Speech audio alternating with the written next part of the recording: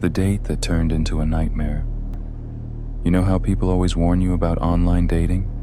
How they tell you to be careful because you never really know who you're talking to? I should have listened. My name is Sarah, and this happened to me when I was 20.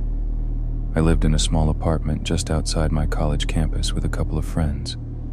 They always teased me for never going on dates, for always being the one left behind on Saturday nights, curled up on the couch with a slice of pizza while they were out having fun. I got tired of it, so I signed up for Plenty of Fish. I had rules, though. The guy had to look normal, had to have plenty of photos, and we had to have at least 2 things in common. I wasn't about to meet up with some random creep. I ended up talking to 2 guys. One said he was a doctor, but at 20 years old, I doubted that. The other, a construction worker named Dan, seemed more believable. He had a kind smile, dark brown eyes, and shaggy blonde hair. He wasn't my dream guy, but he seemed safe. We texted for a bit, and eventually, he asked me out for dinner. I told my roommates where I was going, what time I'd be back, and we even set up a code system. If I texted a specific good code word, everything was fine. If I texted the bad code word, they'd call and give me an excuse to leave. If I didn't text back at all, they'd call the police. I got ready, put my hair up in a neat bun, and headed to the restaurant. It was just outside of town, but only a 15-minute drive from my apartment. Dan was already there, waiting for me just outside the entrance.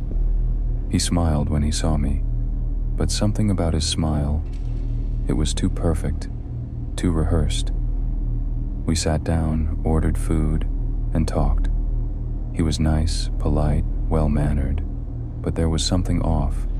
His stories felt scripted. His voice was flat, emotionless. When he spoke about his job, he didn't sound passionate. He sounded like he was reciting lines. And there was one more thing. Dan was boring. I sent my check-in text. All good. The night ended, and I knew there wouldn't be a second date. Then came the messages. The next morning, my phone buzzed, over and over and over. I groggily reached for it, but it wouldn't stop. It was vibrating so much it fell off my nightstand. I picked it up. 20 messages, all from Dan. At first they were sweet. He said he had a great time, that he wanted to see me again. But as I scrolled down, the messages changed. They got angry, violent. Then, the final message, watch your back. I felt a cold chill run down my spine. I blocked his number and deleted my account. That should have been the end of it. It wasn't. That night, my phone buzzed again. Unknown number. I opened the text. You look so pretty in your blue PJs.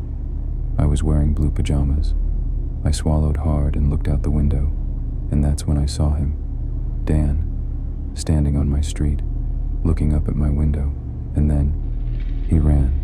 I slammed my blinds shut, my hands shaking. How did he get my number?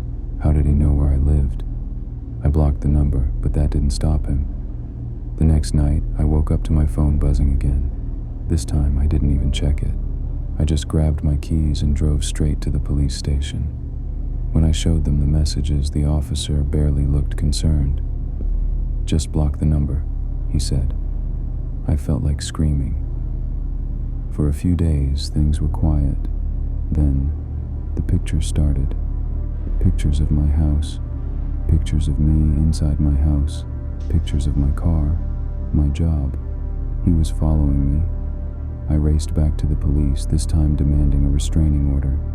They finally took me seriously. After that, the messages stopped. Dan disappeared, or so I thought. The last night, it was late.